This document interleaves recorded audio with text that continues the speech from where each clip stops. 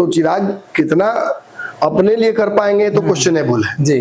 क्योंकि ऐसे कोई ऐतिहासिक एविडेंस नहीं रहा है कि चिराग अलग होकर कुछ कर पाए, लेकिन डैमेज जरूर करते हैं नीतीश कुमार को और एनडीए को। पिछली बार नीतीश कुमार रडार पर थे, भाजपा को उन्होंने कॉरिडोर ऑफ क्या बोलते हैं कंफर्ट दे दिया था, लेकिन इस बार चिराग बाहर जाएंगे तो वो भाजपा को भी छोड़ेंगे नहीं, ये तय है। बिल्कुल। हालांकि अभी भी मैं कह रहा हूं कि वो एनडीए से बाहर नहीं जाते नजर आ रहे हैं, लेकिन नाराजगी और ऐसी जगह पर आकर फंसा हुआ है सीटों के बंटवारे का पेच, जहां से चिराग पासवान के लिए एक बुरी खबर भी आ सकती है। अगर वो अपने स्टैंड पर टिके रहें, डिमांड पर टिके रहें, सरकार की अपनी ही बिहार में वो खामियां निकालते रहें और जदयू इससे नाराज हो जाए, बीजेपी इस पर एक्टिव हो जाए और बाकी घटक दल अपनी नाराजगी सार्वजनिक कर चुके हैं, तो वैसे में बहुत सहज स्थिति नहीं उत्पन्न हो रही है चिराग पासवान के लिए एनडीए में, तो फिर बाहर ही जाना पड़ेगा।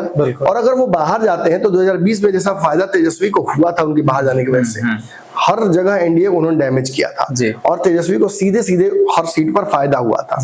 इसके कारण तेजस्वी सरकार बनाने के बहुत नजदीक चले गए थे। ये अलग बात है कि बना नहीं पाए, क्योंकि चिराग भी सभी सीटों पर चुनाव नहीं लड़ते।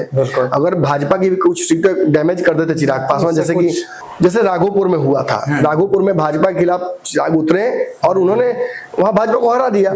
तो ऐसे ही अगर और 50-100 सीटों पर लड़ जाते भाजपा के खिलाफ भी, तो निश्चित ही उस चुनाव में सरकार बनाना मुश्किल रहता है एनडीए के लिए।